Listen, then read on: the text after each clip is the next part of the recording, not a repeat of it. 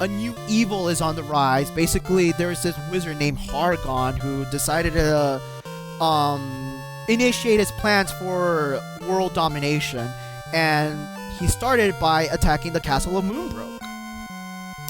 And basically, he ransacked the castle, burned it to the ground, and only one soldier survived the onslaught. Hey, this is actually kind of reminding of the plot of Dragon Quest VIII.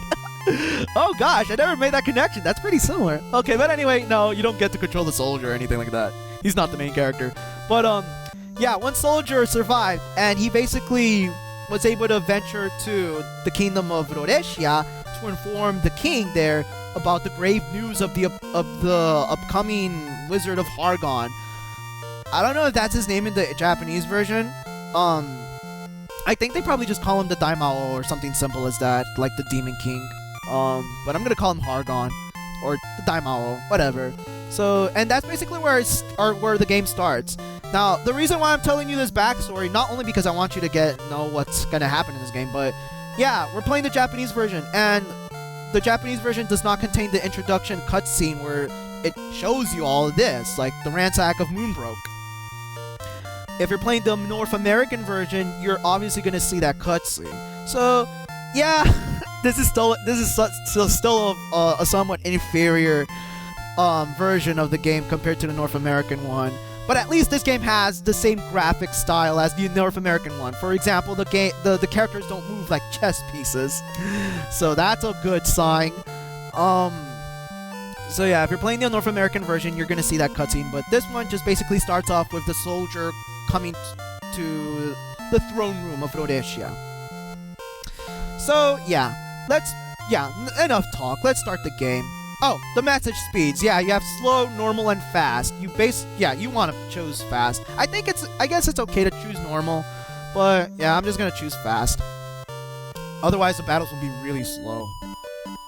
Alright, now just like in the first game, we also get to name our character. Now, unlike the first game where depending on what name you give to your character will depend on the stat growths, this game doesn't have anything like that. This game, it's basically your characters will have fixed stat growths when you get your levels. So you don't have to worry about what kind of name you have to give your character. Even then, in the first game, I didn't care what name I gave to my character. However, the only thing that changes, depending on what name you give, will depend. Okay, hold on, I can't talk.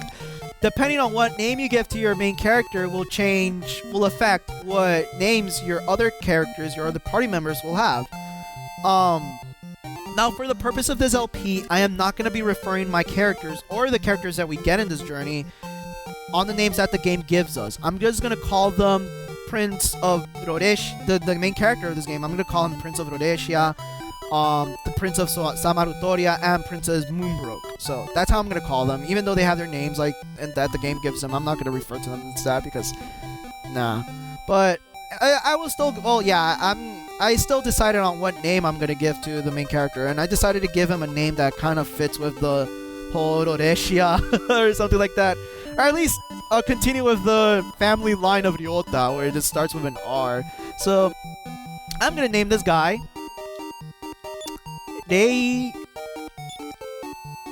Oh, this game doesn't have the... Oh, yeah, you have to actually put... Oh, that's stupid. Yeah, this game doesn't...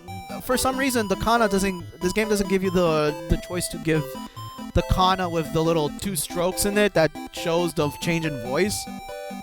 You have to put that manually, so alright. His name is gonna be Reiji. There you go. And as you can see, yeah, it basically starts off at you at the throne room. So yeah, basically, one day a single wooden soldier arrived after a long trek coming from Moonbrook to Rhodesia. And he's telling us that, oh no, Moonbrook has been destroyed and the upcoming Wizard of Hargon is gonna take over the world. And he dies. But yeah, basically, we're the son of the king here, and we're also the descendant of the legendary hero Roto, we're also the descendants of Ryota. So now it is our job to go and defeat Hargon and save the world. And if you notice there, we actually didn't have to get a command menu in order to use the in order to use the stairs. You just do that shit automatically. Alright, now the king here tells you that we have to go save the world, and it's a good idea to seek out your cousins, the Prince of Rhodesia and Princess Moonbrook, to help you. So yeah, that's pretty good. We get additional party members. And he also gives us a little starting gift here if we... oh, before doing that, I guess I want to go over the commands real quick. Like the first game where there was a lot of commands that you had to do for some simple shit. This one is a little bit more simplified, and it actually correlates to how modern Dragon Quest games are nowadays. But anyway, yeah, you have your Hanasu, which is to speak, and as you can see here, because our characters don't move like chess pieces, we don't have to select what direction we have to face in order to talk. So that's pretty good. Tsuyosa is your strength, and just like in the first game, we have our basic Chikara, strength, Tsubayasa, which is your agility, Sadai HP and Sadai MP, which is your maximum hit points and magic points, and your Kogeki Ryoku and Shubi Ryoku, which is your attack power and defense power.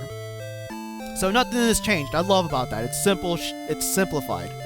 it's still simplified like that. Now, new to the Dragon Quest series, we actually have a Sobi command, equip command. So now we get to manually equip more weapons and armor.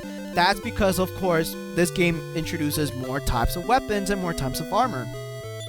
We also, well, it doesn't show up in here, but we also have a new equipment type. We now can equip helmets, kabutos. So yay!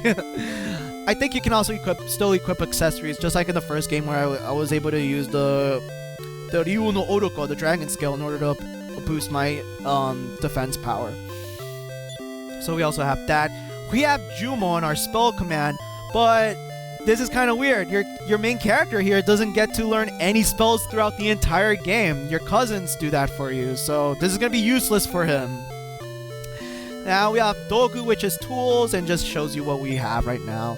And now, unlike the first game where there was a take command, Toru, we just have to use Shiraberu, which is to examine. And this basically not only lets you examine the ground that you're on, but also lets you take treasure chests or open the treasure chest box. So yeah, let's do that. And in here we get the Dou no Tsurugi and 50 pieces of gold, so that's nice. So yeah, just like the first game, unlike the first game, you have to manually equip your weapon. So yeah, make sure you do that. Go to Sobi, select Dou no Tsurugi, and there you go. So, yep, there we go. It's now equipped on it. It's now equipped on us. Alright, so yeah. So right now we have to go save the world. Holy shit. Now, another thing that I do want to explain, if we go over here, yeah, you'll see these two type of doors. Now, if you remember from the last game had locked doors that you needed magic keys in order to open them. This game, however, gets rid of that and actually adds a bit more of a complexity with it. You actually have different types of keys and doors that you need to open. With this door, for example, this is a silver door. You're gonna need the key. How do you say silver in Japanese? I think it's Gin no Kagi. I think that's how you say it. The Gin no Kagi, in order to open silver doors. And this is a gold door, and you need the Ogo no Kagi or the Kin no Kagi. I don't know which one they want to, which word they want to use, but probably Kin. But yeah, you have to use a gold key in order to open those doors. Luckily, you don't have to carry multiples of them. It shows only one key item, so you don't have to worry about that. So that's pretty good. Well, it's pretty good that you don't have to carry multiple ones in order to open them, but it sucks that there's more type of keys that you need to use. Alright, now let's see. If we talk to this guy, yeah, he tells you that the Kingdom of Rhodesia and Moonbrook also have descendants of the legendary hero of Roto. So you want to go venture there to recruit your cousins. Now, here's a neat little thing. You see that thing there? That's a warp point. Because this is a much larger world, there's going to be a lot of those warp points throughout this game. I'm not going to go to that warp point, not only because, one, you really don't need to, it just shows you, it just randomly warps you to this one piece of island where it shows you where there's a town. I'm not gonna do that. I mean, there's nothing else there anyway, so don't worry about going there yet. Now, unlike the last game where it was just there was only one guy giving you one service, like removing curses, hold on, I need to drink water. Excuse me. Sorry. This game we have a church, so if you talk to this guy, he'll be able to heal your status effects, your debuffs, revive party members, and remove curses. He doesn't tell you that right now because we're not in need of his services just yet. So, all right. Now I think this guy tells something about, yeah. He mentions of the town of Lorasia, which I think it's called Left Wing in the English version. So yeah, considering from the town's name in that version, it's to the left or to the east of Rhodesia. Now, we also have a tool shop here, so let's check that real quick. Yeah, we have Kai ni Kita, which is to buy, and Uri ni Kita, which is to sell. So yeah, new to the Dragon Quest series because, like I said before, we actually have the buffs now.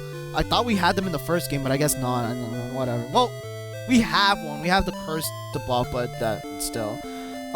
We have ways to cure certain status effects like poison. So they introduce us with the Dokukeshiso, which is the antidotal herb. And we also have our basic Yakuso's medical herbs that we really want to get in order before we venture out into the world. We also have our inn, and I kind of like that this game actually has dog sprites here. 111. Okay, so that's basically it. If you talk more to the people here, they're just basically gonna tell you hints about how to play the game. And I think this one soldier actually says like he wishes to go with you, but he has a cramp or something like that. Yeah, just like in the first Dragon Quest game. If you're playing the English version, there's not gonna be that much LOL-Z dialogue. This game has a lot of LOL-Z dialogue that was somewhat censored in the American version. There's this, you'll see when we get to Lorasia, there's this one guy that says something really naughty, or something that's really inappropriate. Oh, well.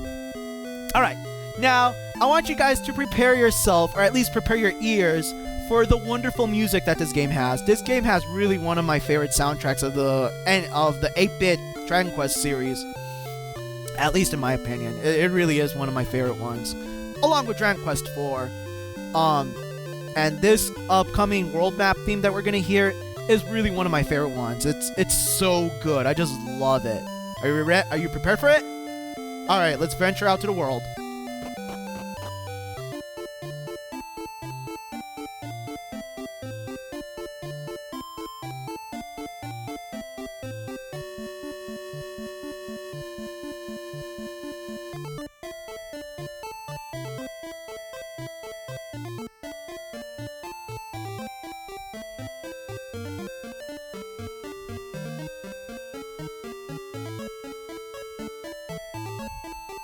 Yeah, you hear that? Oh, that is such an awesome song. I love it. Oh god, that is such a good world map song. It's catchy, it's nice, it's a little bit more complex than the last game. Not saying that the last game's world map wasn't bad. It wasn't bad at all. It was good. It was really catchy, but I love that they Koichi Sugiyama expanded more on his abilities with the 8-bit system. Because, yeah, he's a very well-known composer, even before Dragon Quest, obviously, because he was able to do music for commercials and shit. But, yeah, I really love his music. So, yeah. Okay, so, yeah, we have a Dono Tsurugi, the copper sword, and the Kawa no Yoroi, the leather armor. So, let's go around and fight some enemies before I end the video. This is gonna be a short... Well, it's not gonna be a short video, as you can see. Holy shit! Multiple enemies! Yeah! This game introduces multiple enemies in an RPG. So... Alright. Now, the way this works is when you have a group of multiple enemies, your characters will actually randomly target an enemy from this enemy group. He's not... You can't select which slime you want to attack. But the good thing about this is this kind of also resolves the glitch that your character, when a character kills off an enemy that another character that was going to target to, he won't be able to attack an enemy. He will just miss his attack. But in this game, it doesn't have that glitch, but you'll see. He'll just randomly attack a slime, and let me just pull up my bestiary here. Slimes have 5 HP, so let's just attack them. So yeah, in this game, your character will actually randomly target will automatically target the next enemy in this enemy group. So that kind of solves the issue of what some of these old school RPGs have, where your character will miss their attack if the enemy is already destroyed. However, it's not the same when it comes to another enemy group. Let's say if we had another enemy besides the red slimes along with us, if we killed off all the red slimes and you selected another character to attack the red slimes, you won't automatically target the next enemy group. So yeah, it still has that, but hey, it's a lot better than in Final Fantasy 1 and 2, where they don't have such a thing as enemy groups. They only... If you select an enemy and the character already destroys it, and your attack will be ineffective. No buts about it. Yeah, that's really annoying in that game, but at least in this game, it does have that, but it isn't as bad as in the first Final Fantasy, or in Final Fantasy 2, actually.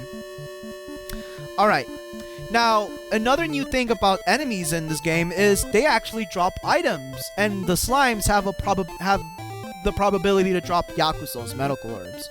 So yeah, now that the game has a lot more complex battle system, I say complex, but I am gonna be cutting off random encounters when they are necessary, because the encounter rate in this game, I think it's also really high too. Alright, oh yeah, let me just go over the commands real quick. We have Tataku, which is to fight, Nigaru, which is to run, and we have a new command here, Bogyo. This is basically your defend command, and compared to other Final Fantasy games where they have this command, this is very useful in order to absorb enemy damage. It's very good for your other characters when they have nothing better to do. They can't really contribute that much with attacking, and you just want them to defend. This is very good to help them survive enemy fire. I don't think this helps damage against spells, but still, physical attacks in this game with the enemies, they're just a bitch. You'll see later. So yeah, this is a very good command for them. We also have Dogu, which is to use tools, but we don't have that shit. Oh yeah, we have a new enemy here. We have the Onameguchi, which is the big slime. This guy has 8 HP, and he has the probability of dropping a Ryakuso. So okay, so we can kill him. Yeah, with this game, you have to be careful with your character. Oh! And speak of the devil, he dropped the Yakuso. Nice. Yeah, see? That's the item drop, the enemy drop in effect with this game. Yeah, this game, okay, I think this game came before Final Fantasy 1 as well, but Final Fantasy 1, even though it was a much more complex and better game, at least to what a lot of people would say, there's just a lot of shit that game, the mechanics in that game that they don't have compared to this one, like enemy drops. This game had enemy drops, and in Final Fantasy 1 it doesn't, so that's pretty stupid. Oh well, I mean, it's still a good game too. I'm not gonna try to shit on it. That's not my point. Alright, yeah, I'm just gonna show a typical level up before I end the video. Now, you want to really be careful here. You just want to fight enemies around Rhodesia Castle. You don't want to go too far, because then you're just gonna get screwed over. If you want, you can fight in the hills, because that's where the enemy encounter rate is much larger. So, I'm gonna try to grind up to level 4. Yeah, level 4 will be a good idea. And then we'll start exploring the world map and see what we need to do. So yeah, I'm just gonna show a typical level up here before ending it. Oh yeah, and I guess I'll also show how you save. Okay, come on, Reiji. Well, I'm calling him Prince Rorasia. Whew, that was tough. Yeah, yay, we got a level up. レイジはレベルが上がった。力が2ポイント上がった。Okay, yeah. We got 2 points in strength, 1 point in agility, and 9 points in HP. Alright, we want to go to the castle now. We're almost dead. Yeah, let's just use the end. Okay. Now that we have 1 level up, let's actually go save our game now. And just like in the first Dragon Quest game, the Japanese version does not have doesn't have a save battery feature. It still uses the password system. If you're playing the North American version, of course it has a save battery feature. So, alright, let's just talk to the king, and just like in any good Dragon Quest game, the king tells you how many points are needed in order to get to the next level up. We need 19 points. And now, let me get my phone ready and jot down the password. Now, compared to the password's length in the first Dragon Quest game, where it was just 2 rows of text, the passwords in this game are long as shit. I think they're like 5 rows long. Yeah, it's 5 rows of text that you need to input. Now because we're just starting out, it doesn't give you 5 rows of text. I think it just gives you 2. But yeah, here it is. This is basically where it tells you. See those 2 rows of text? That's your password. So let me just get my phone ready here and take a picture of it. Yeah, just like in the last game, you can just write this down if you want to, but I think it's more convenient just using your phone. Yeah, there we go. And there we go. Oh yeah, they call him Hargon. Okay, they call him Hargon. Okay. Alright, so now let's just reset real quick. And alright, to continue your game, just click continue. And now let's input this password. Yeah, see, it's much longer because it's a much longer game, so it kind of makes sense. And I know, like, people complain about long passwords, and yeah, it's bullshit. I agree with the angry video game nerd when it comes to long passwords. But, you know, I think I have a reason why they actually have these long passwords. It's because I think the games that have these long passwords they're much bigger games in general. Because I think the way the saving with passwords work is, when you do a lot of shit, I think each letter or kana, at least in this version, each kana is associated with an interchangeable variable that you do in the game. Like, let's say you got 1 difference of a piece of gold that you've gotten, or different pieces of equipment, or what progress you've made in the game in general. That gets every variable that happens in the game is associated with 1 letter or kana. So any change in the system that you do in the game will be associated with a kana. So the longer that you do, the longer that you go through the game, the more changes that you make into the game, the more words the more letters that is used for in order to record that data.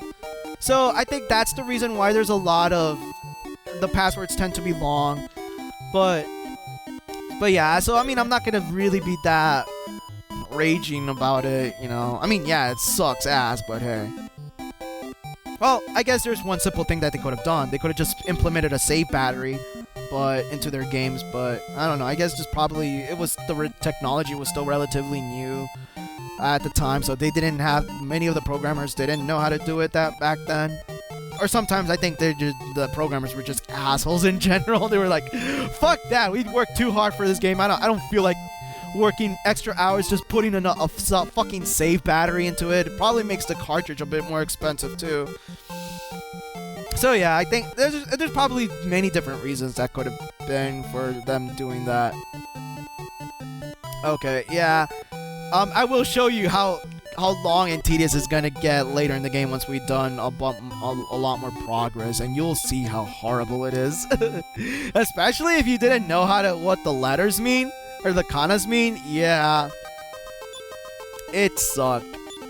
Oh well, I know enough Japanese anyway, so it doesn't matter. I mean, I still need to learn the table because I know this falls in order, and that will definitely be more useful when it comes to inputting the kana's in, but oh well. Alright, we're almost done here. Okay, new.